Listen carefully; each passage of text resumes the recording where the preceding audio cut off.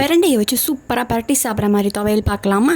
வெள்ளைப்பூடு எடுத்துக்கோங்க, வரமிளகாய் எடுத்துக்கோங்க, உளுந்து எடுத்துக்கோங்க, ஒரு நெல்லிக்காய் சைஸ் புளி எடுத்துக்கோங்க, தேவையான அளவு பிரண்டை எடுத்துக்கோங்க. ஒரு பேனை வச்சு உங்களுக்கு தேவையான அளவு நல்லெண்ணெய் சேர்த்துக்கோங்க.